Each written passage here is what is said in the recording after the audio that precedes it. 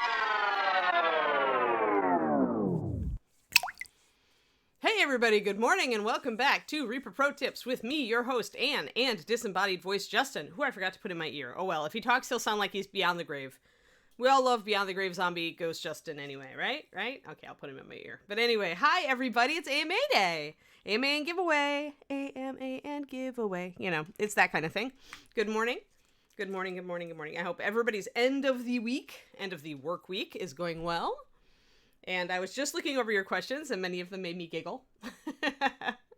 I'm still trying to like catch back up to the all of this stuff. There's some really interesting. Man, you guys are gonna be so disappointed with one of these answers.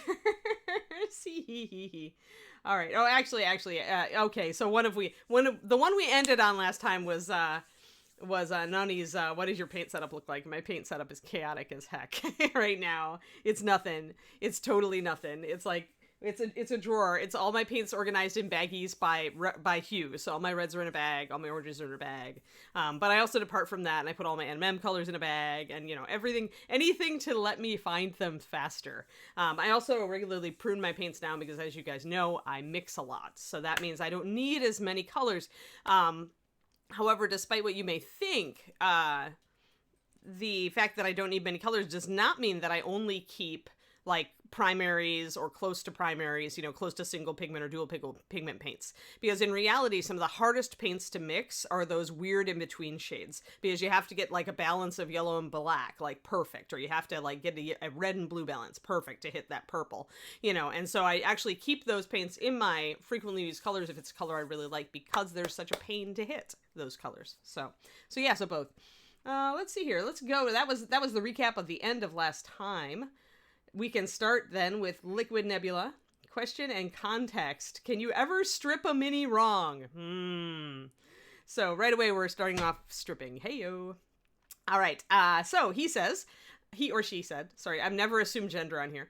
Although I'm pretty sure Liquid Nebula is a he. I had a pre-prime dragon mini that its scales were actually done with the primer instead of the sculpt. Oh, I've seen people do that. Oh, it's horrible. When I tried stripping the prime because I hated it, I saw the scales were rubbing off. Then had someone telling me that I was doing it wrong.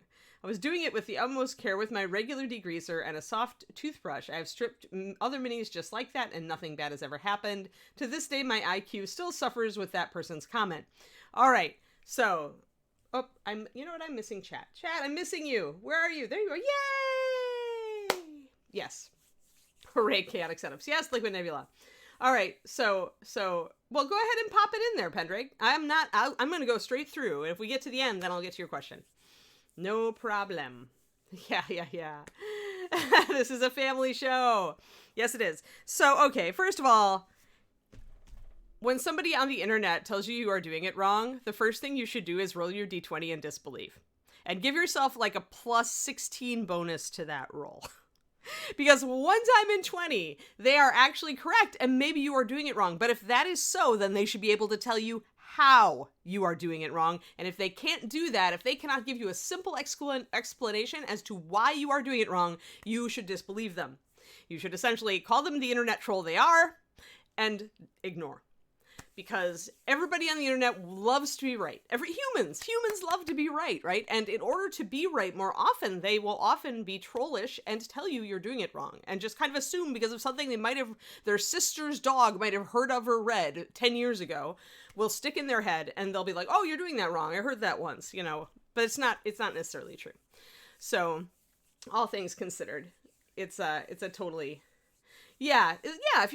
Don't use a stripper that melts plastics, right? That's the first thing you learn when you start to strip models. And I actually don't strip models. I just use really thin paint so I can prime over and repaint if I want to. Or even just repaint over. Sometimes I don't even prime. Sometimes I just put a thin base coat of black, white, or gray over and just start again. Because I just hate the time involved in the mess in stripping. So I don't do it. But that, VCR, drop that in the Ann AMA channel in the Discord.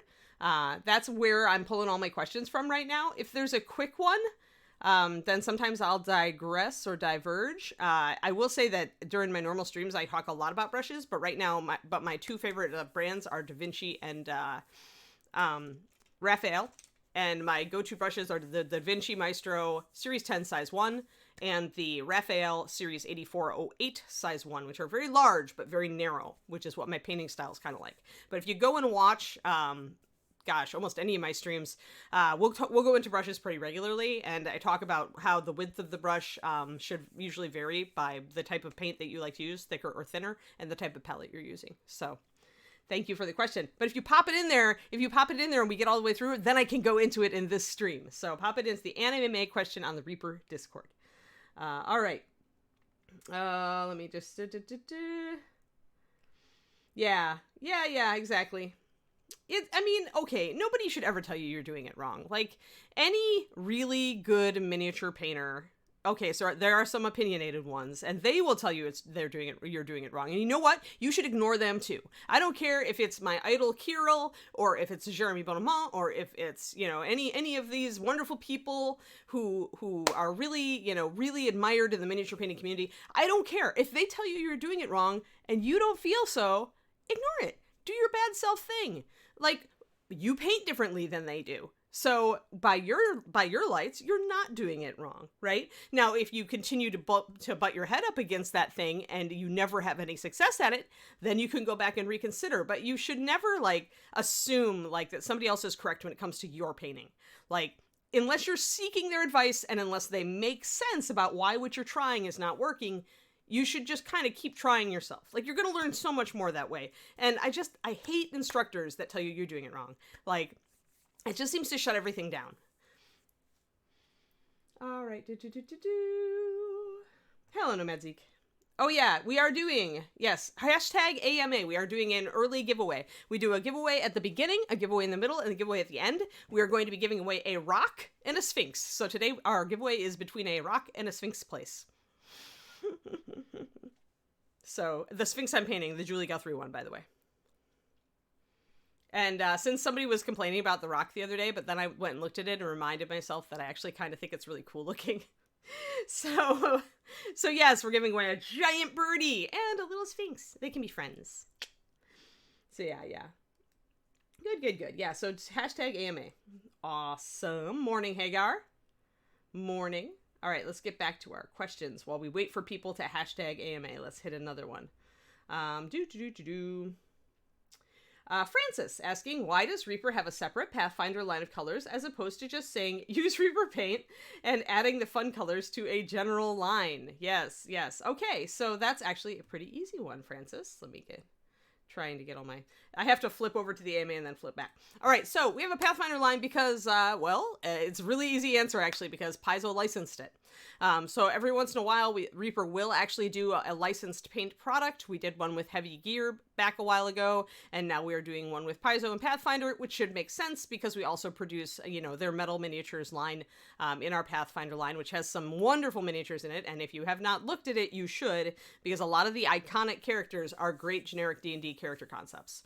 And even non-generic. There's a lot of people of color in there. There's, you have your classic wizard, but he actually could be painted as a younger wizard too. You very versatile, very well sculpted miniatures in there. You should go take a look.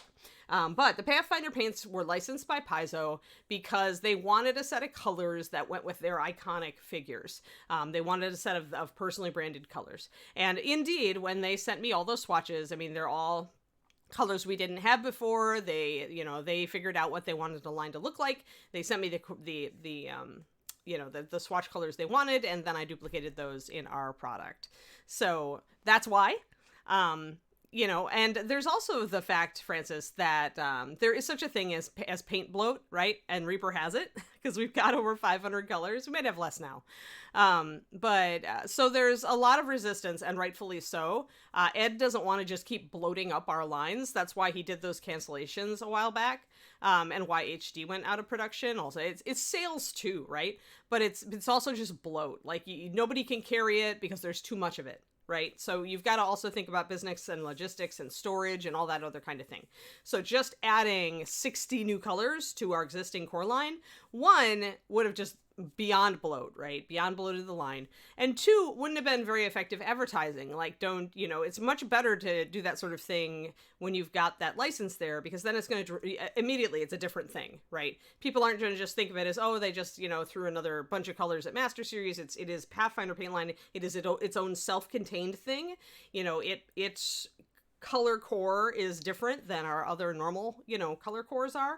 So it definitely has some colors that are very unique in it, but you don't want to, I mean, if you're going to put 60 colors new, you want to make a new paint line. Reaper already has 2 excellent existing paint lines with bones and core.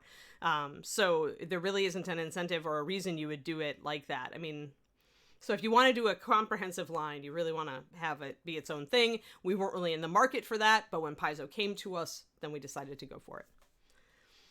So yeah. Miss Ann? Yeah. You ready to do the first draw? Yep, let's do the first draw. This is a rock and a sphinx. We're between a rock and a sphinx place. Hey, Bob and Julie. Hashtag AMA if you want to win a rock. All right, our first winner is... Drumroll. Twisted Oma. Yay! Twisted Oma's got a rock and a sphinx. It sounds like I'm saying a rock. Like, where's my pet rock? I got a rock for Halloween from Reaper. There we go. It is not this sort of rock. It is the big birdie. He won last night too, Twisted Oma. Oh, rigged. Wow. Hashtag rigged. Yeah, Trashorama's on it. Yep, there we go. Don't forget, we have 2 more for this giveaway. We'll do one more in the midsection based on kind of when Ann calls it, and then we'll do one at the very end. Yay! So yes, absolutely, we will be doing. He's just got dice karma today, guys. Just got dice karma. All right, so we did that one. We've got a lot of Margaret. Margaret's question on the road to Tiamat: is there a better way to portray wetness rather than just slapping a gloss coat on the part that you want to be wet, like wet sand, for example, or a fish leaping out of water? Or would that just be tacky on a display piece? And would it be better to just leave it as is? So when you're portraying different gloss levels or textures on a piece, you got 2 choices. And it really should kind of be allied to how you're doing your metallics, if there are metallics on the piece. And so the reason is that usually a given piece, and this is why, by the way, I don't mix NMM and metallics, but on a given piece, you're either creating an illusion through your paint workmanship, as with non-metallic metal, or you are trying to give the viewer the real experience of the actual sheen of the material on the figure, in which case you're using metallics to show metal, and you're using gloss to show wetness. So the opposite of that then would be painting the model to look glossy. So for wet sand, first of all, you should consult photo references, because then you can nail it. But for wet sand, you're going to be making it darker, right? That's primarily how you notice that sand is wet, is that it has that darker, it darkens down just like stones do. But you can also do like little spot highlights with pure white. That also indicates a glossy surface. It's a lot harder to do that because you also have to know where to put your shadows. It's kind of like extreme NMM at that point, because you're shiny and reflective, you're glossy. So you have to paint it like that. So that's possibly one of the most difficult things to do, I think, as far as miniatures goes, but those are your 2 choices, really. You can kind of do the same thing with monsters' mouths. If you put really sharp white highlights along the top of each gum and, on the teeth, just a spot, it's important to do it as a spot, too, not as a blended highlight. Because if you look at a wet object, it's got very sharp, very defined highlights. It doesn't have fades or blends. A blended surface comes from something that's a lot more broken up. So it's getting your head around how surfaces reflect light.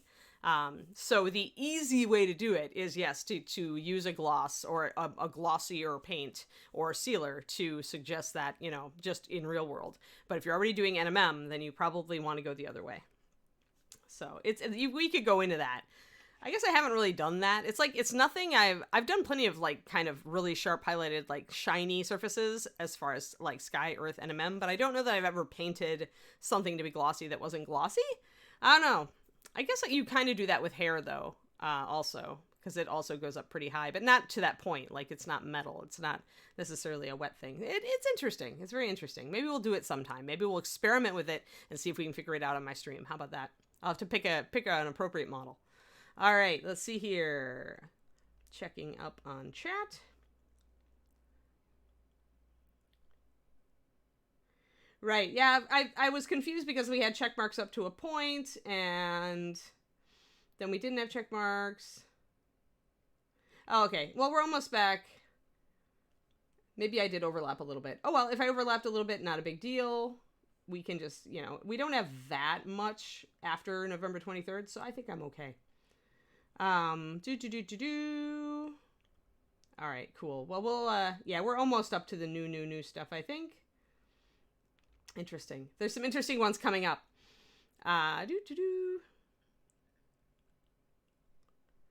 Yeah, I did actually answer some of these. I remember now. It's just been so long, right? It's been so long, guys. It's been since October till we had this.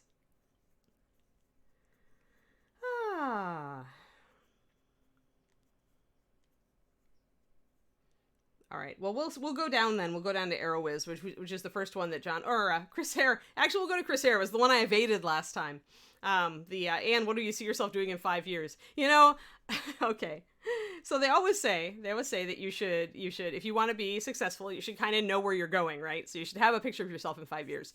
So normally I'm terrible at this, but, yeah, there we go. Hashtag AMA, by the way, if you want to be entered for the giveaway in the middle of this show. Hashtag AMA. But yeah, so yeah, normally I'm terrible at this, especially when my life is in the middle of a flux. Like I just moved to California last year and everything. But I think that in 5 years, I would like to have even more patrons. I'd like to have grown my Patreon, maybe even by double what it is now. I'd still love to be working for Reaper, and I want to be a published author by then. That's where I see myself. And actually maybe looking for to actually get into a house out here instead of an apartment. Don't tell David. It's bloody expensive out here. But yeah, so that's kind of where I see myself. Oh, and in 5 years, I definitely want to have another dog. By then I had better have another dog. Darn it. 'Cause I miss Kiri so much. But yeah. So I guess that's where I want it. So I guess what that tells you then is that I feel like I'm on the right road for me right now. I'm working toward, I have my manuscript in the hands of a really good agent who is considering it. I'm, working on my Patreon pretty much every day during the week. And, I have to kind of put off the dog thing for a while we're in here. Yeah, if you didn't hear, guys, Kiri passed away day after Christmas. So I'm still a little weepy. But I'm going to hold off getting a new pup for a while just because we want to travel a bit once things open up and stuff like that. But eventually, by 5 years from now, I will have a new adorable puppy to show to you guys on stream. That's a definite goal here because I miss them. It's been 27 years, except for one little 6-month break when I moved to Texas, where my old cat had died and I had not yet gotten my new cat, Reka. And then later Panther. But there was a 6-month break. And otherwise, over the last 27 years of my life, I've had a pet, either a cat or dog, or both. And so it's really crazy not to have a pet right now. Yeah, much loves. Yeah, that's a good question, Justin. Do they need to re-enter each drawing's hashtag AMA? Masked Penguin, I actually don't have one, although I love Scottish folk music and Irish folk music, and there are a lot of sea shanties in there, although Dar Williams does a pretty good modernized one called The Ocean. Which is, as she describes it, a sea shanty gone awry. But it's a pretty song. Let me give here. Okay, so let's go down to the next one. What Reaper paint colors would you recommend for painting some in a pastel color, pale and light color definition? I'm looking at several things in various pastels from ArrowWiz. Actually, we've got a triad for that, ArrowWiz. We have a triad that is 9263, 9262, and 9264. And that's blush pink, mint green, and pale blue, I think? Light blue? And that's a pastel pink, pastel green, and pastel blue. The other great colors to use for that are the glow colors from MSP Kickstarter 4, or sorry, Bones Kickstarter 4, which is Runic Glow and Phantom Glow. I'll give you these guys. Actually, you know what? Let's go to Cam. Let's turn off our intro so that I can switch back and forth without totally shocking you guys. And let's go to Cam so you can show you guys. So these guys, and then there's also Red Neon Glow, which I'm not sure if I have out because that's more of a specialty one. I don't use it as much, but I use these all the time. So as you can see, these are great pastels. The Runic Glow is more of a purplish pink as opposed to Blush Pink, which is more of a warmer red pink, more of a bubblegum pink. And then Phantom Glow is kind of a teal, as Mint's a little lighter too, and it's a little greener. And then the light blue is a more of a pure blue.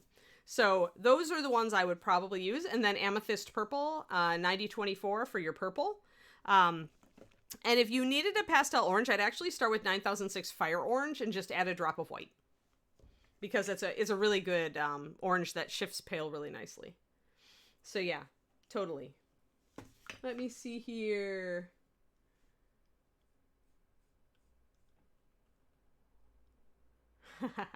Chia, I'll just take a second to answer your question, but in the future, guys, if you have a question, drop it in the Ann AMA channel in the Reaper Discord.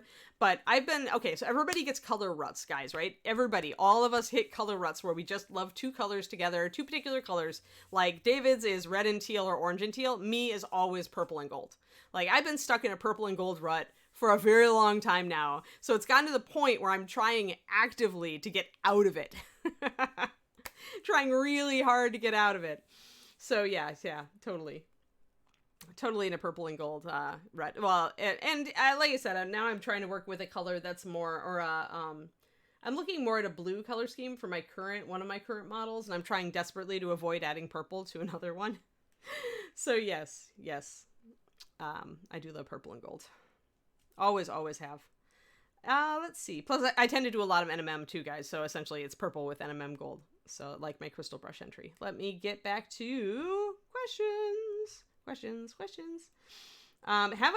From Jeddah, have I ever taken or made a painting related bet? Oh man, that's a hard one. I don't think so.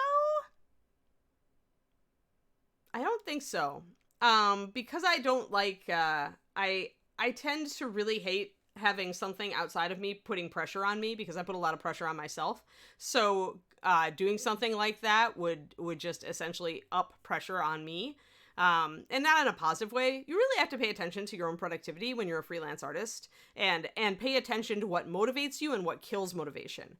And taking a bet where it would motivate some people, it would not motivate me. It would have the opposite effect because I've already got so many different pressures of, I have to produce on top of me that adding another one isn't fun. So yeah, I don't think I ever have I've been painting for money for a very long time, but I don't think even when I was in the early stages of that, I don't think I did. Yeah, I don't typically put red in there. I tend to put teal in there because teal and purple is the classic painter duo. So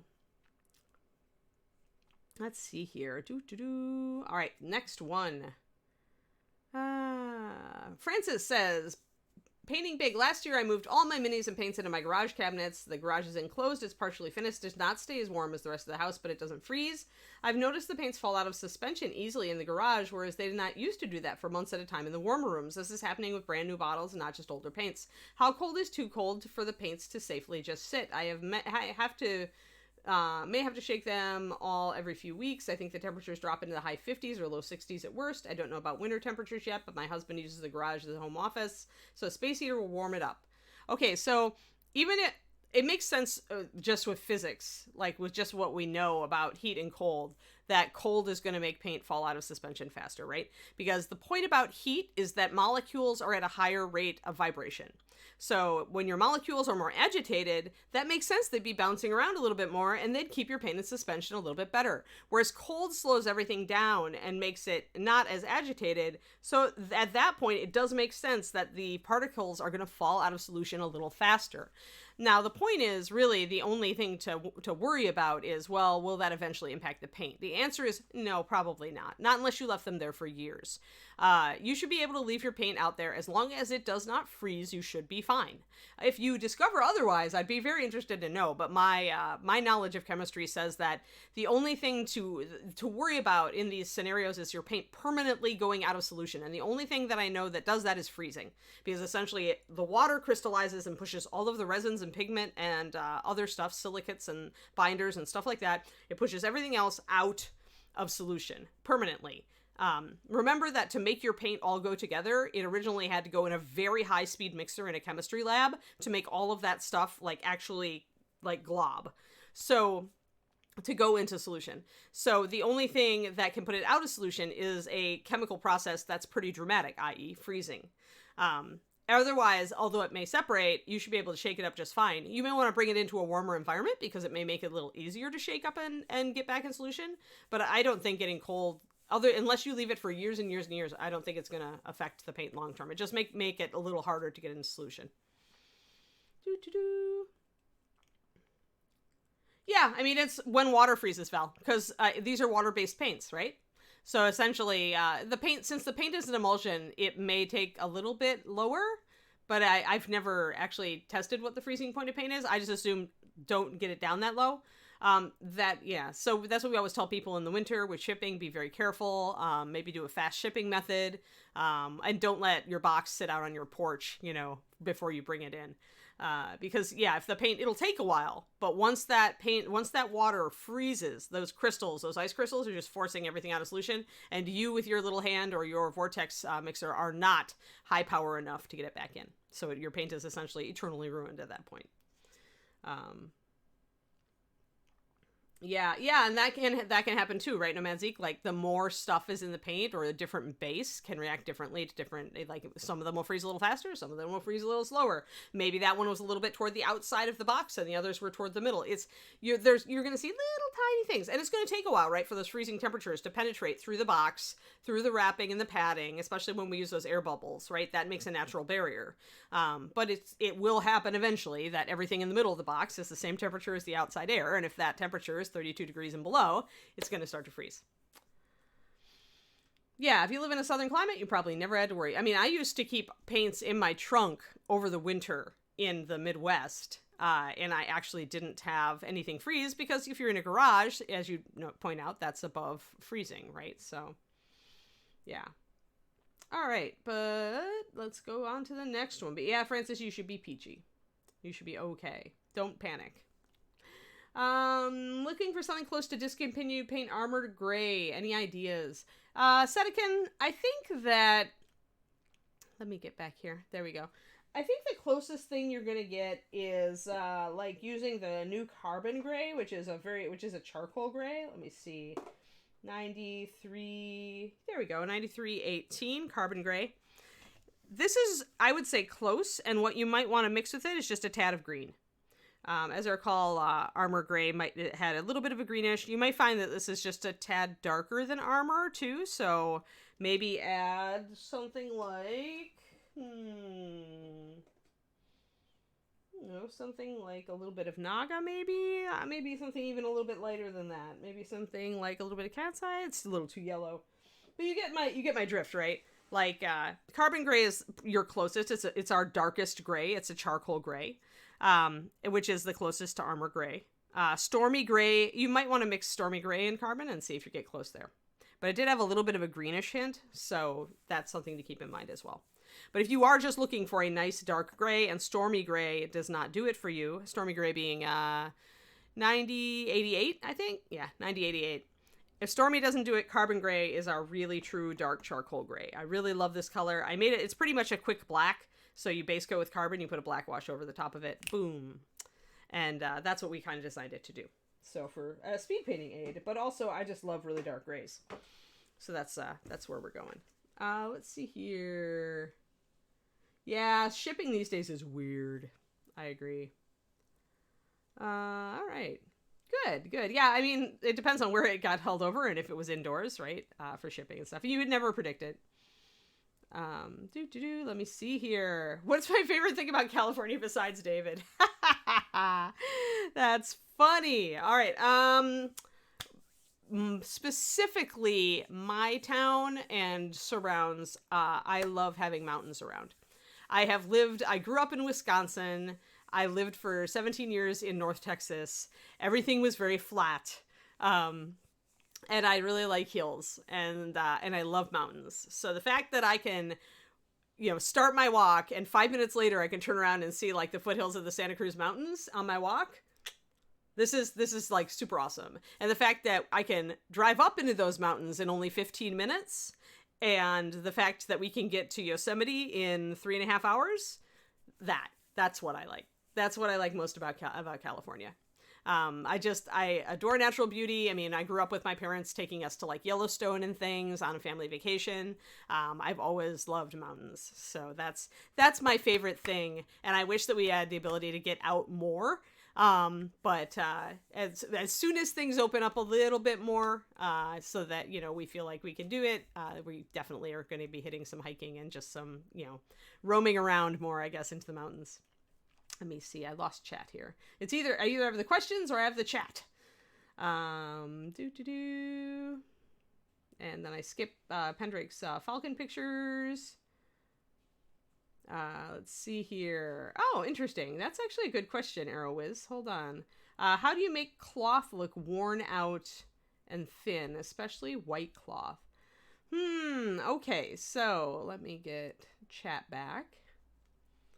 Yeah, I mean, I love the food, but there was some good food in North Texas too, and it's different kind of food, right? Like I could get really good barbecue in North Texas. Out here, I can get really good Indian food, which I love Indian food. So that's cool. But yeah, I love natural beauty, and I gotta say that as far as the natural beauty in Texas, the sky is amazing in Texas. Just because it's like nature knows that it's kind of blah up there up north, so it tries to make up for it with amazing sunsets. I also always used to walk at sunset just so I could see the sky show. But yeah, I love being close to mountains out here. So white and making it look thinner. Okay, so the only way to make it look thinner is if you, I wonder if I could do a little bitty. I don't want to take up a ton of time on each of these, but I'll start something and then maybe we can carry it into the little bit more. So let's say you've got a white shirt that's going over brown pants. Let's just start up a hypothetical here. And you want it to look dirty. Keep in mind that thinness is only shown through transparency. So to do something like this, you need to first have a base color that your white cloth is going over. Otherwise, the only thing that is going to be transparent over is probably, like shadow. So I guess you could make it lighter gray, though that can be difficult to portray. But, so if I had something overlapping something else, and I was trying to say that the white cloth was thin, whether it's overlapping a stone step, or it's overlapping, a brown pants or a brown boot or something like that, then I would mostly be looking for, let's see if I can get this to work. First of all, you want your white to appear probably slightly grayish or more dingy. And then what you're probably going to be doing is putting a thinned coat over where the two things come together. I've never actually done this because this is an interesting exercise. Let's see here. Yeah, exactly. Become transparent and lose weight. Not a good strategy. Ask Stephen King. Read thinner. Get scared. Let's see here. Throw some water in my white.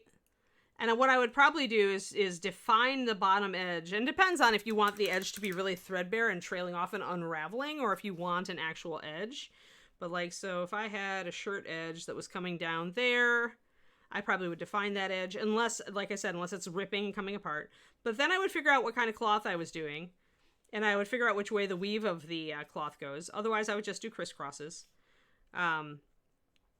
So when I'm setting up like a cloth texture, if I'm not doing wool, if I'm doing anything that's woven like on a loom, it's gonna make it thicker where I cross this line down into the pants because I want it to be one surface. This is really quick, but we'll see if I can get it to work. So I'm always trying to, at this point from this line, I'm trying to blend away from this line. So I'm going to make my cloth strokes thicker up top and thinner toward the bottom. And then I'm going to do a crosshatch because cloth is woven. 1 second. Just going to get this down. So this is, again, somebody who asked how to do age and or cloth that's like unraveling or becoming thin and old. So yeah, the point of really, really thin cloth is it's at that point you're doing a translucent cloth, right? So, you know, you need to use those techniques. But if it's just the edge, then I would probably, at this point I'll crosshatch. And I'm doing a really thick stroke. Obviously, if I was doing a really good fine cloth, I would do a finer stroke. So get that cloth texture in there. And once again, as you get up toward this, try to blend these areas together. But you see what I've got going here? So this is much larger, obviously, than I would do it on a figure. This is a technique that's probably going to look better on a bigger figure, but you could use it possibly on a big cape or something. The difficulty there is that you'd probably be just making the bottom kind of in shadow and grayed out. But it's nice if you can suggest this cloth texture as well, because that's what kind of carries the idea that the cloth is still here. It's just falling apart. It's coming apart, right? It's starting to unravel. I got a little bit of brown in there. But yeah, I would keep going over this edge until I really blended it in. I might actually take some brown and bring it up a little bit. Mix it with the white to get that kind of effect. Kind of so it implies that the brown is going up. If it is, if your back is something that doesn't just start. But I might break up that line a little. There we go. And then come back. Hello, Rex. Yeah, do a hashtag AMA Rex so you get in on the giveaway. So somebody asked about doing cloth that was getting thin and worn. And so essentially, figure out what your background is, what's behind this cloth that would show through it since it is becoming thin and worn. Figure out the color of that thing, put that down, and then where the cloth goes over it, suggest that you want to leave a little bit of suggestion of the color that is behind it. And if that thing is coming out from underneath it, you're going to be very successful because you're going to be able to go from, hey, this is showing through to, hey, there's that brown. But yeah, mostly at that point, it's make sure you fudge that line between the two, becoming thinner.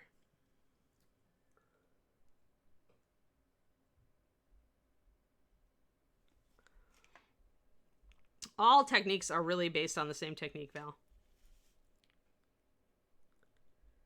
And since you made that connection, I expect you to be awesome at doing, transparent cloth eventually. No pressure. But yeah, yes. I mean, when you're creating an illusion, you're trying to break up any lines or artifacts that take away from that illusion, right? So whether you're creating the illusion of a smooth blend, or you're creating the illusion of transparent cloth, or you're creating the illusion of a shirt that's solid, then becoming unsolid, you are always trying to break up the edge. They asked me what I like best about California other than you, David. This is the AMA one. He just got back.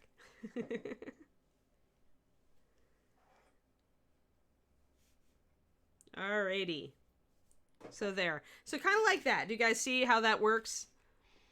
You want to leave a little bit of the brown, but not a lot. And that's why I'm using kind of a transparent white here. You'll notice it's not see-through and I'm having to build it up in layers.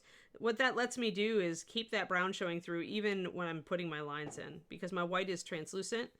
So I'm able to keep that going. Also notice that I'm not doing like one long line. As long as your cross-hatching lines are kind of intermixing and working, it makes sense. You could even like keep some, you could put some hanging threads in if you wanted to suggest that this is getting, really threadbare if you wanted to, little bits coming off. Kind of like that. Yeah, if you want to see me do transparent cloth, look up the Nemezra, the dancing girl. I've been doing that on her. She's actually reachable. Hold on, let me grab her and put her under the cam so y'all can see along with her cards so you know what to search. There's Nemezra. Let me get her in focus. So we've been working on her on my morning show, and we just were getting, get this blue out of here so you can see her.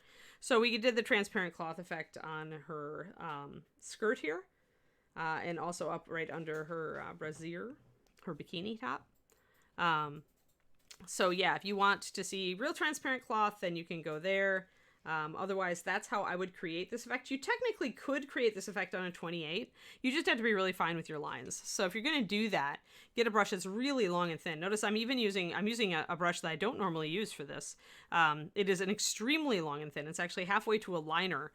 It's Da Vinci's tapered round. It's series 35. So it's kind of halfway to a liner. You could use this as a liner brush. What they call liner brushes are typically extremely long and thin and are used for things like doing cat's whiskers and really fine line details on paintings, oil paintings, and watercolors. So this is the brush that I used for that. The longer and thinner your brush, the thinner a line you're going to get, but the more you have to thin your paint. Otherwise, if you try thick paint on this brush, it's not going to work. It's going to glob up and dry really fast because it doesn't hold a lot of paint. So hopefully that made sense.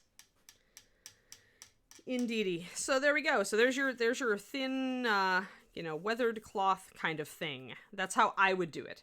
That's how I would do it if I had to do it on a figure. And now you've got me wanting to do it on a figure. So thanks, guys. All right. So let's see here.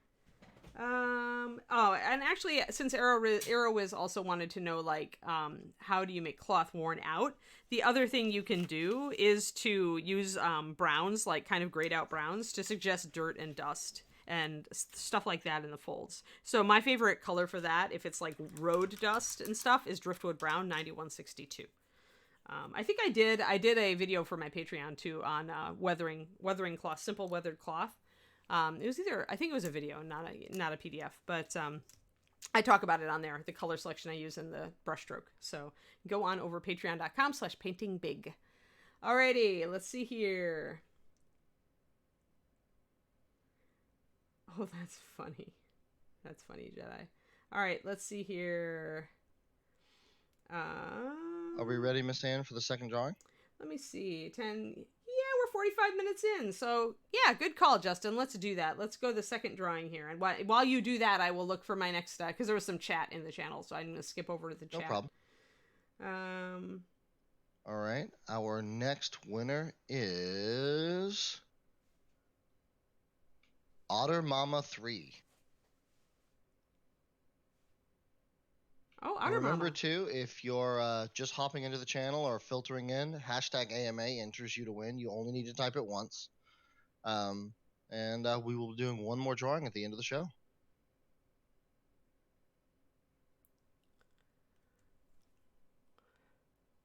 That's funny. All right. Francis asks, painting big, how old were you when you painted your first minis, and which ones were they? I don't actually remember my very first mini, though. I have a handful of the first dozen somewhere painted with testers. All right, cool. Let me just go up on this page so I can make sure I can do it. There we go. Okay, so my first mini was from, it wasn't from the Dungeon board game, but about that time that the Dungeon board game came out, you guys remember Dungeon was actually the board game that TSR Hobbies, the makers of Dungeons and Dragons, produced way back in the 80s. But there were a couple other board games that tried that same thing and gave you little miniatures. And one of them gave plastic snakes. I don't remember, but I thought the snakes were super cool and they'd be easy. So I dipped them in testers enamel. And that would be my first painting experiment. That would have been when I was 9. Soon after that, my parents actually bought me a set of the Dungeon Explorers box set from Grenadier, I think it was. One of the box sets of adventurers with different adventurers with their henchmen and stuff, and that was like 12 miniatures, I want to think. And that was when I actually started trying to put paint on miniatures. I got frustrated pretty fast, but I never lost my love of miniatures. And then when essentially I was always kind of toying with that stuff through till college. In college, I got seriously into minis because my friends were playing, my boyfriend played BattleTech, my friends were playing D&D.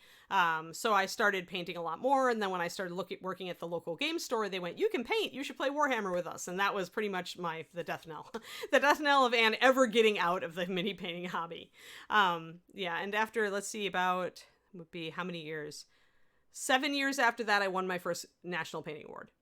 So that would be my first Golden Demon, because I think I started working for Pegasus Games in Madison, Wisconsin in like 1995, and I won my first Demon in 2002. So yeah, but it was, I would say I only got really, really serious about becoming a better painter when I started playing Warhammer. just because that was like, there were a couple of painters who were like a little better than me, and then I was like, I'm an art major, I can do this, you know, and then I started looking at the Golden Demon Awards in White Dwarf magazine, realizing how much farther people were pushing the hobby, and that got me interested as a visual artist. That got me really interested in how to get better. So then I started just playing around. At that time, miniature painting, like on the Yahoo groups, the mini painting group was booming, and a lot of people were putting painted stuff up on eBay and actually making money, and so I got involved in all that, and yeah, from there on, it was pretty much where I ended up. Yeah, exactly.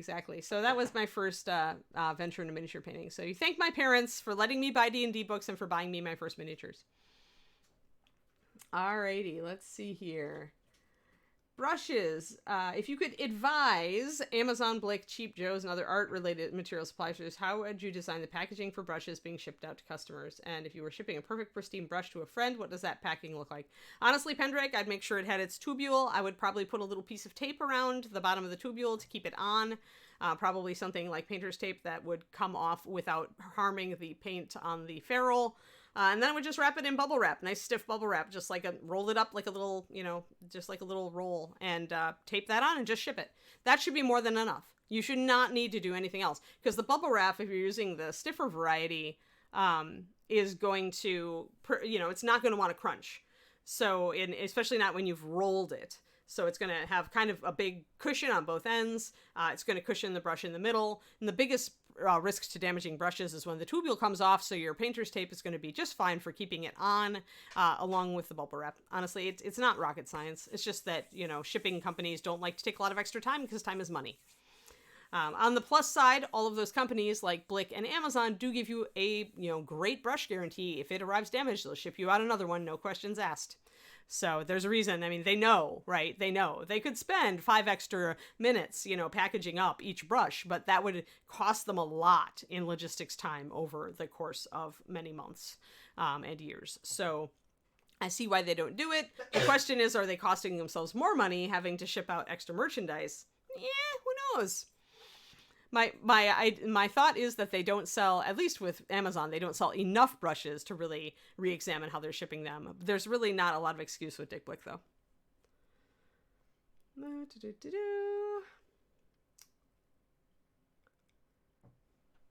All right, so there were people again chatting.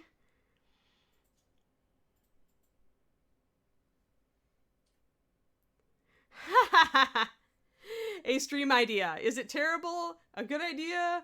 All right, so Pendrake's stream idea. Once every month or quarter, Justin or Sadie or Ed or whoever knows lets you know which are the lowest selling Reaper paints, and then you have a special stream highlighting those paints and their 101 uses, and demo those uses on like a paint test dummy mini. Like show titles or themes like "What is this color good for?" or "Rescue the dusty dropper bottles." That's funny. I already kind of do that, Pendrake, although I don't ever do sales data. I don't have it, obviously. I used to. Back in the day, I would actually look up stuff, and if I noticed that a paint that I felt was really key was in trouble, I would try to promote it. It's, a lot of the paints that I do promote, I'm doing that right now, really, because I know that the Kickstarter for paints, aren't selling necessarily as much as they should. So these glow colors and all that I've been promoting, Carbon Gray I just promoted, that's from the last Kickstarter. Those are colors that, since they don't fit on the rack and people forget about them because they're Kickstarter colors, but they're really, I did them for a reason, right? They're really useful. So let's see here. Okay. But Jelly, yeah, put that in my put that in the AMA question, Jelly, about how I ship minis. Although I think I talked about it just on last stream. But yeah, go ahead. Alrighty. So I don't know. I do it already somewhat, Pendrake. I can't rescue every paint. I do try to kind of give people kind of reviews of interesting colors. It's not a bad idea, but it's I don't know. I would need the sales data, then I would need to construct the show, and I would need to use the model or use the paint. It's not bad. If I ever run out of ideas, it might be something I do. If I ever find out that one of my favorite colors was in danger, it's something I would do, except that I won't find out till it's too late. So that's up to Reaper, really. If Reaper decides they want me to promote some colors, but I mean, I already am a walking promotion for Master Series in general, so the best I can say is don't just look at the colors of the core set. Don't just look at bones. Look at the colors later down the line, because there's some real gems in there. All right, let's see here. Let's see. Need my thing again. A magnetic Gumby. I don't use a paint shaker, but somebody has said the Vortex Mixer is the way to go. You could, if you're a patron of mine, then you could actually go onto my Discord, and I know they've been talking about it. So I'm sure they've been talking about it on the Reaper Discord too. I just don't know where to find it there. Let's see, where are we? AMA, I need my questions. Okay. Now the AMA is everywhere. My windows are silly. Okay. Let's see here.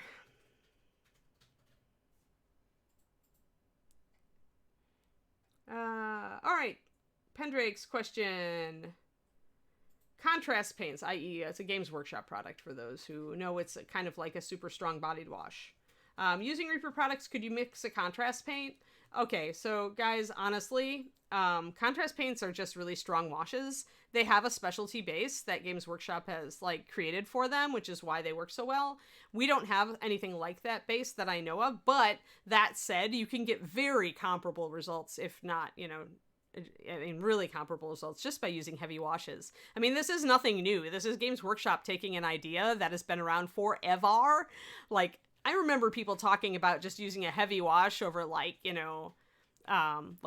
primer with shadows painted in, as long ago as the 90s, I think. It's not a new idea. So you could just make a heavy wash, and by heavy wash I would probably do, I don't know what the formula would be. My normal wash formula is 1 drop of paint, 4 drops of sealer, and 2 drops of water. So if you tried that with 2 drops of paint instead of 1, you might be able to create something that's very similar. Essentially, if you do a white prime and you just do a really heavy wash over the top of it, you'll still get a lighter area and a darker area. It won't be as pronounced and light as a wash. But you could get close. Sure. I mean, it's just a wash. The only thing that makes it special or different is GW is their particular base that they've chosen. So if you're just looking for the effect of putting a paint over white primer and getting that, shadow to highlight kind of blend, then yeah, you just need to do a wash, just make it a little more paint heavy than normal. Experiment. Come back. Tell us what you learned. On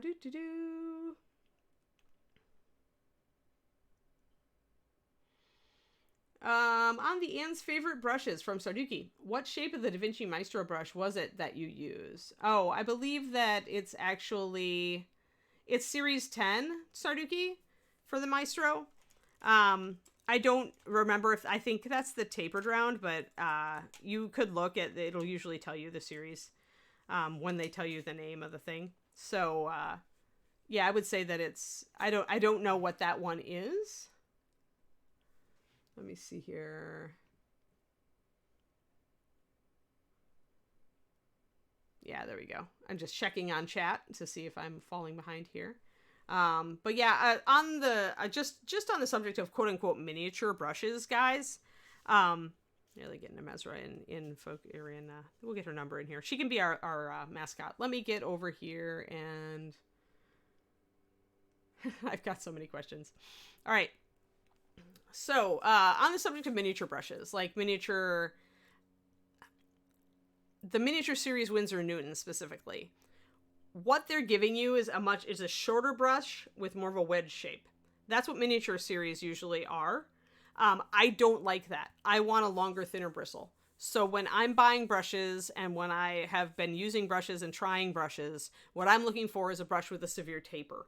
Not a wedge, but a thinner brush with a taper. So when you look at my brushes that I use all the time, which is the Da Vinci's and the Raphael's, and even if you look at the brushes that I used all the time at Reaper, like the Aught 5 and Aught 10 Reaper Kolinsky's, what you're going to see is this longer brush with a very fine taper to the tip.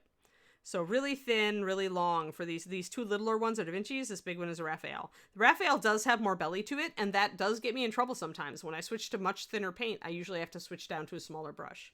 But I want a brush that's going to taper really well. But I don't want a brush that's as long as the one that I was just using, which I mentioned is almost a liner. That's the Series 35 from Da Vinci. And you can see that one is as long as my Raphael, but as skinny as my Series 10. This brush is like, I do not often reach for this brush because the longer the bristles and the narrowness, the less control you have. So there's a thing on brush for you. Talks on brush. Pendrake, what's the question of my pet rock? Or what's the name of my pet rock? I do not have a name for my pet rock. Maybe I will call him Shiny. I don't know. I have not yet painted eyes on my pet rock either, because I don't want him to stare reproachfully at me. Margaret, with all your experience painting and the number of years you've been doing it, do you still see self-improvement on your pieces, or are there still skills that you are trying to iron out? Absolutely, I still see improvement. And usually, though, these days, what I don't see is passive improvement. So let's explain that. So if I'm just painting a miniature, like when I was in my younger days, in my more developmental mini painting days, I would learn and get better just by painting. Like, just all you have to do is just paint the minis, pay attention, notice how things happen. Those times are the times when you still don't like have your paint consistency down, or maybe your brush coordination is just getting a little better and a little better and a little better, right? Maybe you're figuring out what brush is best for eyeballs, or you're figuring out how much to thin that white to make the effect you want, stuff like that. I don't make those kind of leaps anymore, because that I'm very, very comfortable with. Where I improve now, if I want to improve, I have to go for it myself. I have to find a technique or a style or something that is not my style and push myself learning that. So for me, it's very worth it to take high-end workshops with people like Kirill and Sergio. It's been very worth it for me to take those kind of workshops in the past, because those guys, actually Kirill paints a lot like me, but he does it better. I should say I paint a lot like Kirill. We use the same kind of like thinner paint techniques and fine detail kind of thing. We're both into that.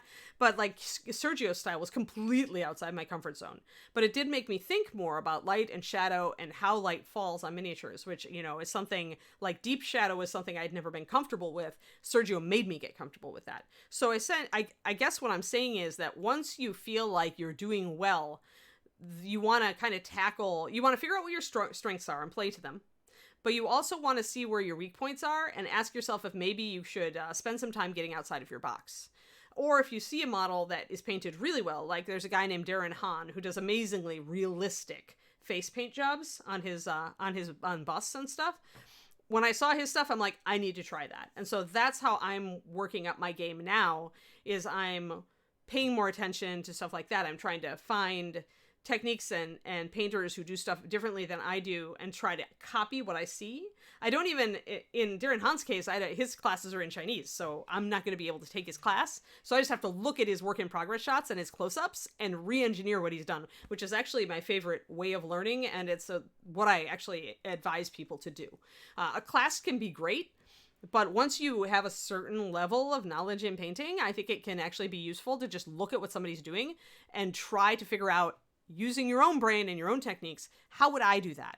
And I think you actually end up learning more and faster doing it that way than going to a class, kind of just following the steps. You don't necessarily have to mentally engage as much when you go to a class and you just kind of get told what to do. You have to mentally engage if you're trying to actively break down what somebody else is doing. But like I said, that also does take a certain amount of like skill level and knowledge base and comfort with the basic techniques and with colors and with with thinner paint and thicker and the different effects you can get. The other way I push myself these days is by looking at classical art. I actually have downloaded a couple of far more 2D art classes that just to kind of reaffirm, again, what I'm looking to improve is the way that light falls on figures, because I'm painting a lot of bigger models and I would like to do some more dramatic lighting effects. So that sort of thing I'm trying to doubling down on learning right now. But again, this is like me being conscious of, I can't quite do this. How would I do this? Let's study how other people have done it, or look at examples of it and figure out how they did it. But yeah, there's always stuff to learn. I guarantee you that we're all always getting better. Like the people out there who are at the top of the mini painting world are always interested in putting out a new model that's even better than the last model they did, right? Like I don't think you lose that. Like I think that if you're really interested in your hobby and engaged in your hobby and you're excited about getting better, cultivating that interest in always like figuring out, a new thing can be really beneficial for you. Let's see here. Do I base my minis or do I leave them on the pudding base? From Fritz. That's a funny one. Let's see here. Hold on.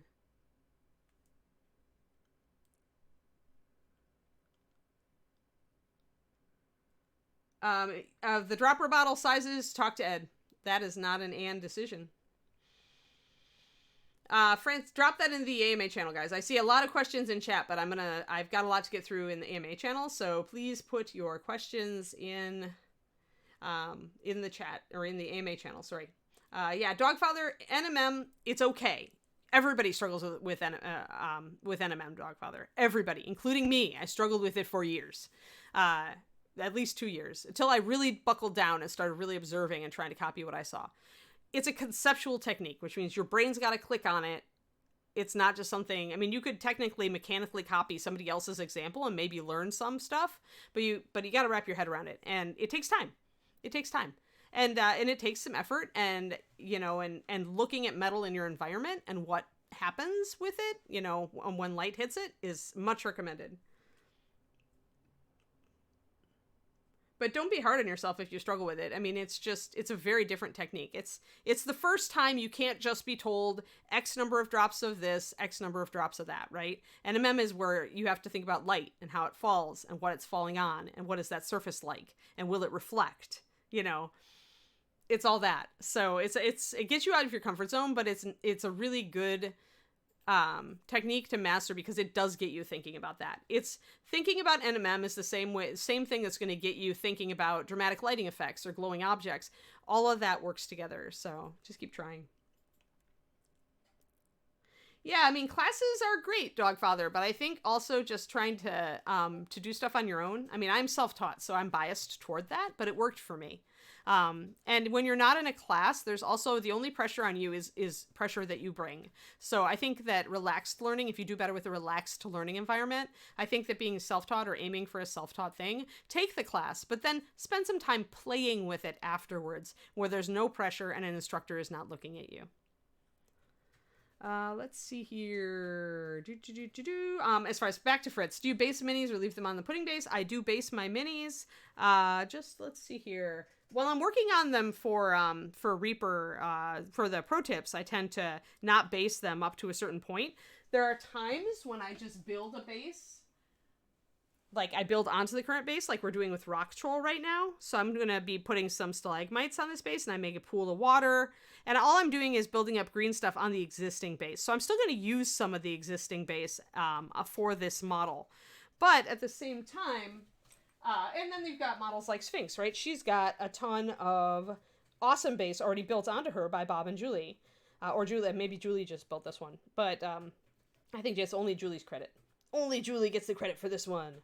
But yeah, if I've got a beautiful base like this, I am not going to, take it off of that. Unless I want to put her in a very specific environment. But like models like, where's my duelist? Here she is. I took her out of rotation, but this is Alethea Adair. It's the duelist model. She's 3867. Yeah, 3867. So Alethea, we sculpted a base for her. She had a normal base, like one like this model, where it was just stone texture. And then I took that brick texture and I expanded it with green stuff, and I put her onto a bigger base. And this is what I usually do with gaming figures that are nicer, that I want to look nice, is I will, whatever integral base they've got, I will glue it down onto a base like this and I will sculpt around it. And that is really the way I prefer to run. Because that way I don't have to chop off an integral base, which can really hurt, risk hurting the feet. I can just use that base as kind of an armature to build up a similar texture around it, or I can cover it over entirely and put, rocks and sand or whatever I want on there. So yeah, so Alethea is a great example of what I typically do. Probably the most extreme example that I've done of this particular type of basing would be our Nagendra Matriarch, where she had a big base and I had to build up a lot because I wanted to bring up a water thing. I wanted to leave undercuts where I could put plants. So she had a big fat base because of her tail being so wide, and so I put her on an even larger base and really built up some appearance, some terrain around her. So all those, that's what I typically do. And then if I just really hate the base, it's just, like I said, I'm more likely to build over it, less likely to chop it off, because I don't like the work that goes with chopping it off and the mess and the risk of harming the figure. So that's where I am at on that one. Let's see here. Do you have a certain miniature that you really love to paint, such as dogs, animals, bards, paladins, things with wings? Is there a certain subject matter that I really love to paint? David would tell you it's cool women. All the busts that I seem to grab are really, really awesome females. I definitely prefer painting female models. It's a thing. I do love painting animals. I like to think I do it well, because I love it. So it's probably, I don't have any animal around here though that I can show off. The Sphinx is the closest thing. Sphinxy's wings. We can show off Sphinxy's wings, right? So I do like doing hybrid animals so that we can do realistic patterns. So like lately on the show, we've been working on the Sphinx and been working on making her wings more natural. Although I'm putting some bright blue in there because she has blue in her darker areas as well. So I'm departing from my photo reference here. But I started this out looking at the African Harrier hawk and using roughly those colors on the back of the wing. So I do actually really enjoy doing natural subjects, and I love using photo references as a springboard to find an interesting pattern, and then once I've got that down, kind of switch it up and make it work for a model that is fantasy. So I do love that. But I'd say, yeah, if I looked at stuff, I love painting wolves and werewolves. Like I love werewolves. Werewolf the Apocalypse was my favorite RPG. So I do like painting big wolf people. I cannot lie. But yeah, other than that, I really like a model with a lot of interesting materials and textures and detail.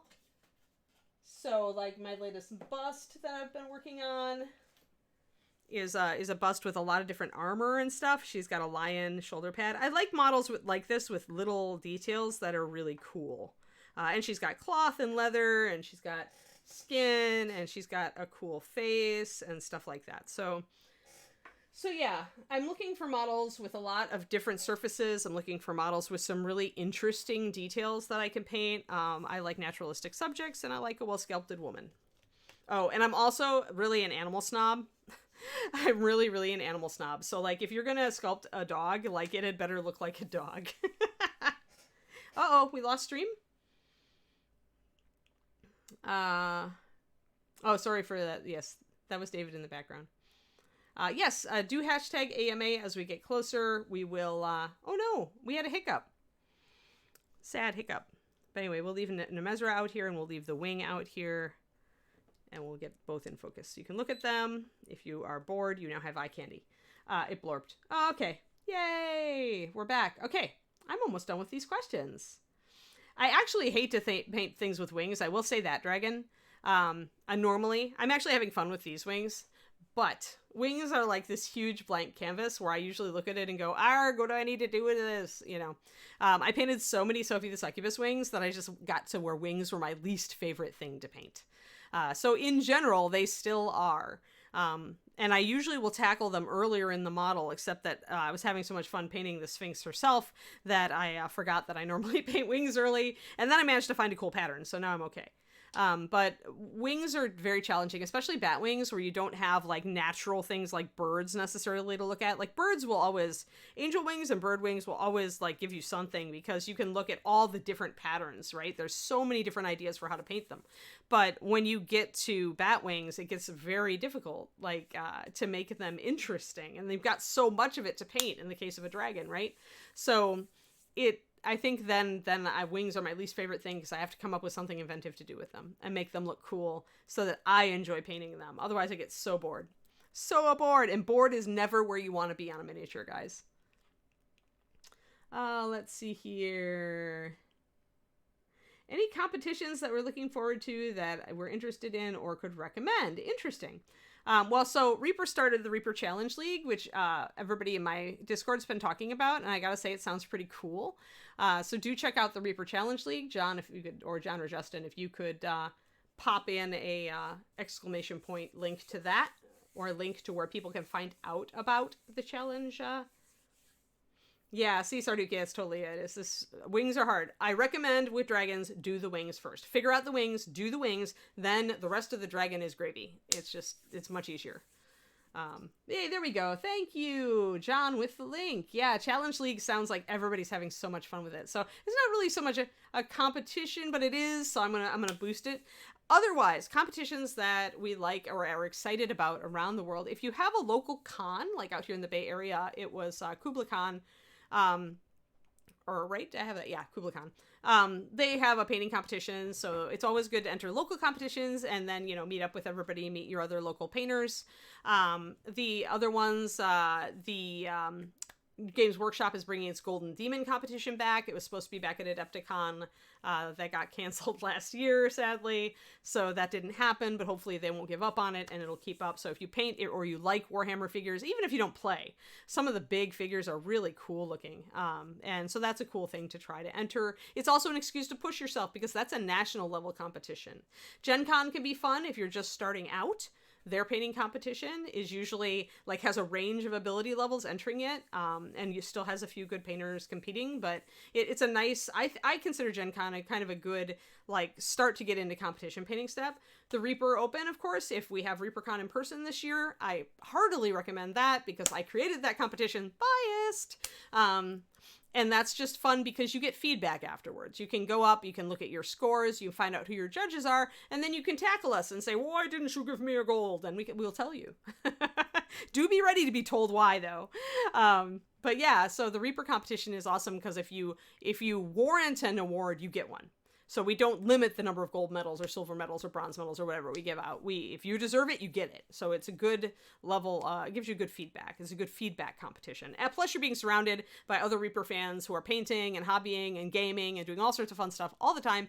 And you can walk up into any of us or the sculptors and say hi and ask questions and tell us how much you enjoyed our latest piece. And even see some of our stuff in person that's won awards in the past. So that's ReaperCon. Let us cross fingers, wrists, paws, tails, whatever else you have, and let's hope it goes on in person this year. So let me think. And then if you're not in America, the Monte San Savino show in Italy is supposed to be the venue for high-level competition painting these days. So even if you don't compete, and I think it's in the fall, it's in a little town, Monte San Savino, in Italy, and it's run by Francesco, who also sculpts and paints and is one several crystal brushes, and also I think he produces miniatures, but don't quote me on that. I'm terribly not educated on that, but anyway, Monte San Savino show is apparently where you can see some amazing work. So David and I would really like to get to Italy to go to that one, and I think that's pretty much it. So yeah, so ReaperCon, Gen Con can be fun if you're dipping your toe in the water. ReaperCon can be fun to dip your toe in the water. If you're trying to really improve and you really want to look at some high-level work, then ReaperCon is good for that also. So is Golden Demons at Adepticon. Crystal Brush, if it comes back, may be a contender as well. In the past, Crystal Brush has been definitely somewhere you could see some of the best work in the world. And then the Monte San Savino show if you are in Europe. Those are the ones that I would, if I was just going to pick a arc of cons to go to, those would be that. Alrighty, we're almost done. Let me see here. What is the best brush for lining a miniature? Anything slim and with a good tip. I would always say, if you can, use Kolinsky Sable.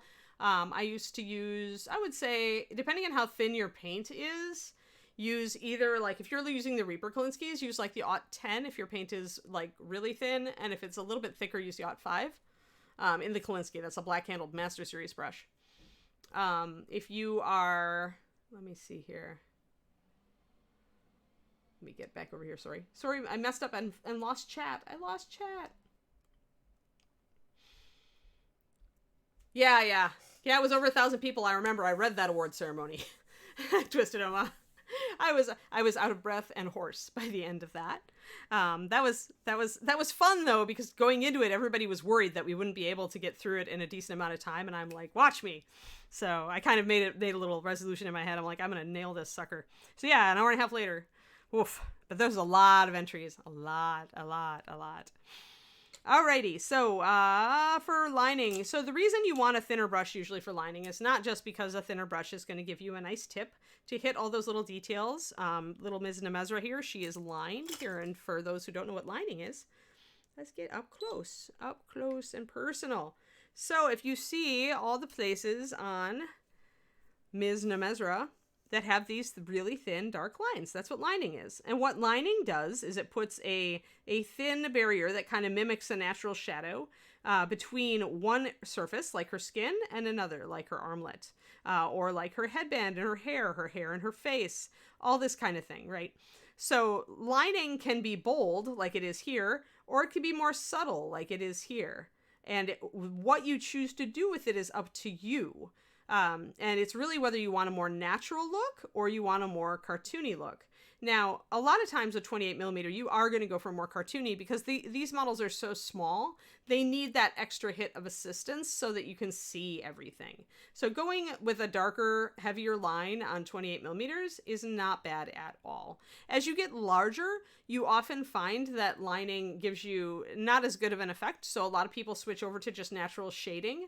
And not so much lining on larger figures, but it depends. And that's one of the things that defines your style, whether you go for lining or whether you decide that you'd rather do contrasting shading that's just heavier and do your model that way. You could go either way. The bottom line here is contrast, guys. If you don't line, you've got to have some sort of shading that and highlighting that breaks that stuff out. So if I didn't line here, I would have to really darken her skin shadows. I would have to darken and lighten, pop the highlights on this and darken the shadows there, and make sure that I had enough contrast where one surface met another that I didn't need the lining, that everything still stood out. But it's lining became a thing because we need to pop the contrast on these little guys, and sometimes it's really hard to do that with natural shading, and lining is just like an easy way to do it. All right, let's see here. Yeah, the point of the MSP Open at ReaperCon is to encourage you to continue in your hobby, to encourage you to develop your skills, to give you some feedback on what is the next thing you could tackle. And that's a question you should always ask your judges. And even if you don't, even if you don't enter, even if you're just like, I don't know if I want to do a competition and you don't enter, go around to the painters or maybe a painter you admire.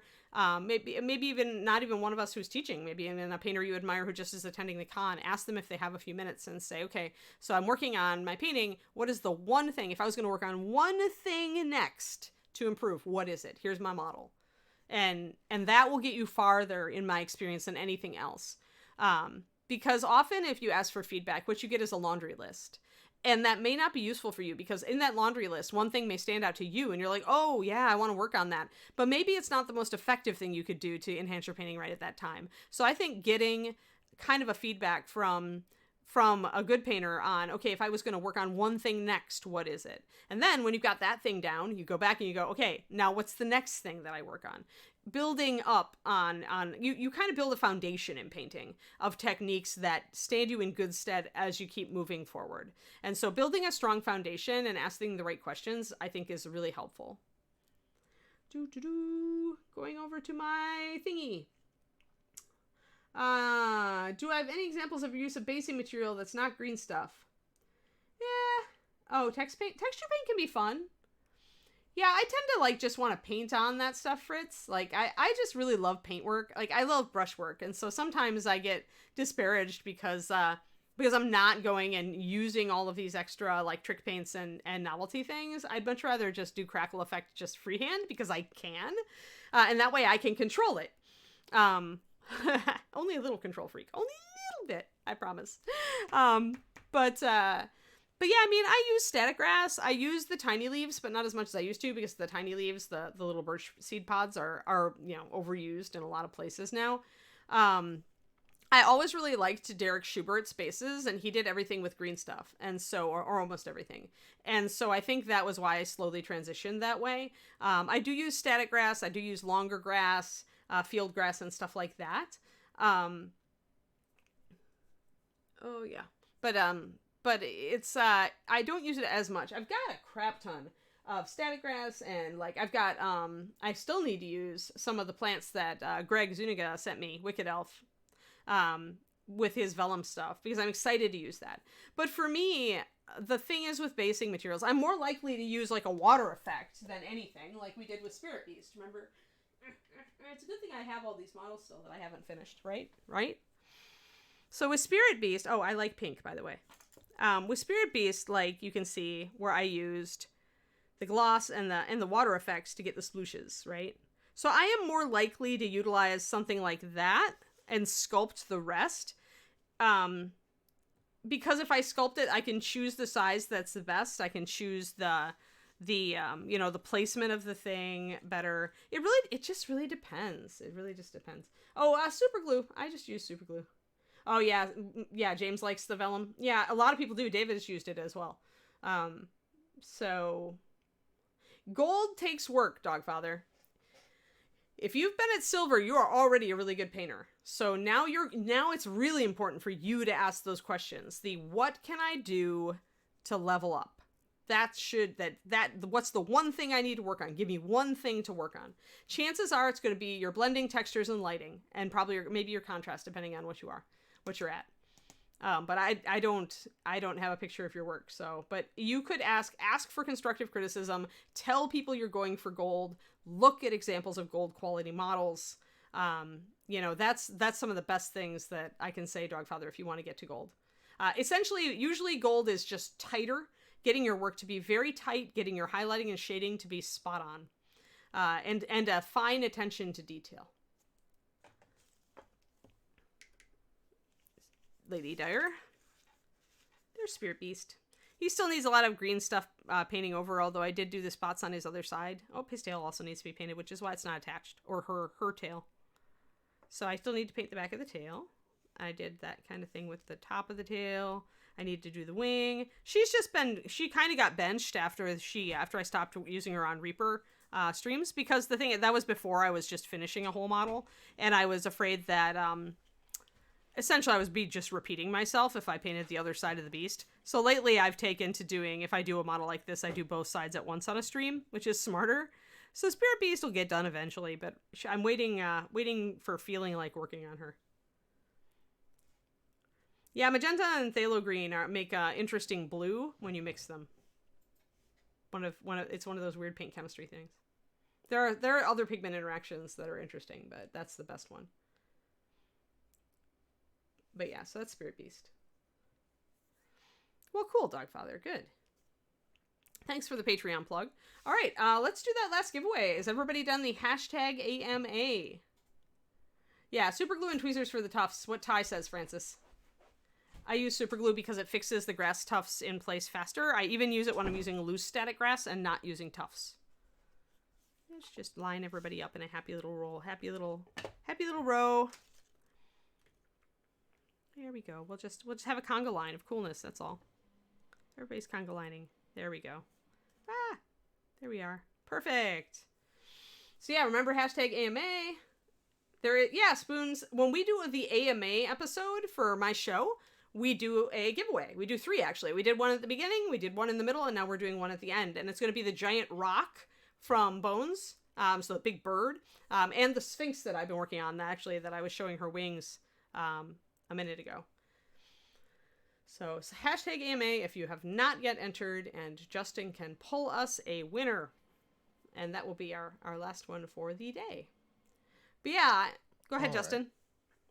Well, let's see here. Let me go ahead and give it some more seconds here since Yeah, you've been sure. saying it for the last 3 minutes. Yeah, no problem. Let's see. Yeah, I figured if you didn't like The Rock, you'd be happy to get the Sphinx and vice versa. So, All right, our third and final winner okay, is... drum roll.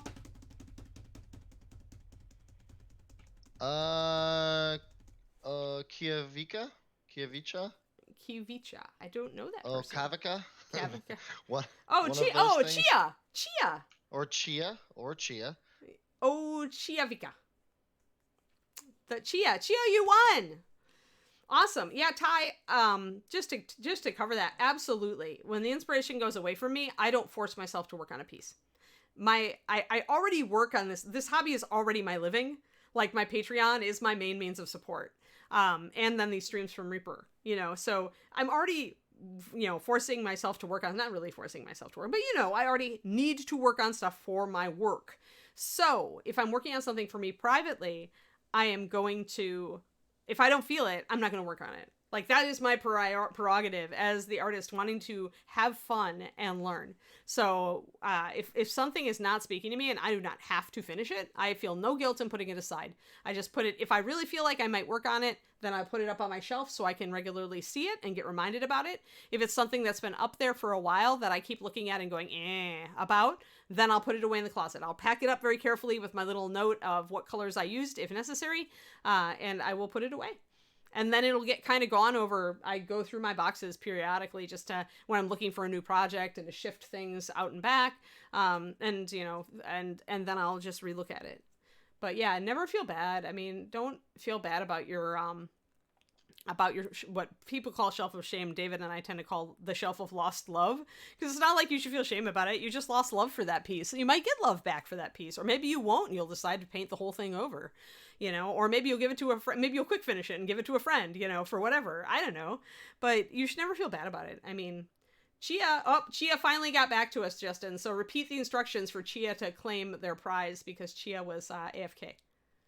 They get to claim it either way. I mean, there's no claiming in this case. Oh, okay. The information you'll need is the "I won something?" ? command, which you don't need to all put that in. It's just, that's the information you need. That'll tell you exactly what to do in the event that you won.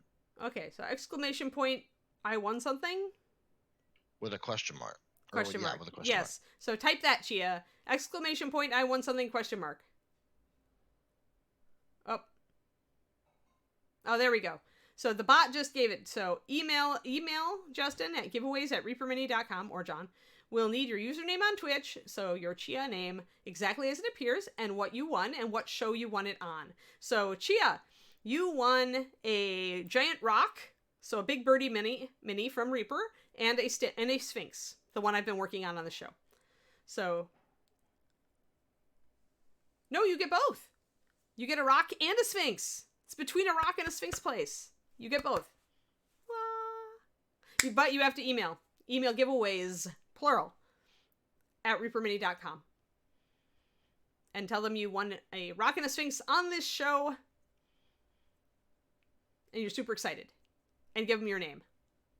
No problem. Yeah, Grim Talon. It is a massive mini. Awesome. That was one of the questions last week, is do I know I am awesome? Yeah, of course. You should always assume that you are awesome. Assume you are a badass and that you can learn and achieve whatever you put your mind to. And that includes in your mini pinning goals. I firmly believe that any of you can get to this level. All you need to do is care about it. Like, I cared about it, and so I put a lot of energy into it, and here I am. And it's fun, right? When you put a lot of energy into something you love, it's not like a slog or anything. I mean, sometimes it might feel like it, if you feel like you're not making enough progress that you think you should. But, just stop, relax, enjoy yourself. Yes, and I will be back on Monday. And then we will work on the kitty. We're working on our Shadow Eyes, the Cat Folk Rogue. That's what we're working on. We've been working on our leather. We may go back and do some fur stuff now that we've got more colors blocked in. So, yeah. Thanks, guys. This has been a fun one. I always love the AMAs. I hope you had a good time. And yeah, we'll see you on Monday. Remember, Monday at 11:30 a.m. Central Time, Central Reaper Time. And we'll be back. All right. Have a great weekend, everybody. Do we have somebody to raid, Justin? Yes, let's see here. Once Twitch finally loads, we'll raid Miniatures Den. You guys can tell him about the stuff you won. Yeah, go say hi to Luca. All right, guys. Happy weekend. Yay, weekend to the weekend dance. All right. See you later. Thank you guys very much. Don't forget, at 3 o'clock today, we'll be doing a sort of Reaperland ish show. John will be sculpting. We'll be hanging out, having some fun stuff, talking maybe about, maybe we'll just talk about video games. Who knows? But we'll see you guys then.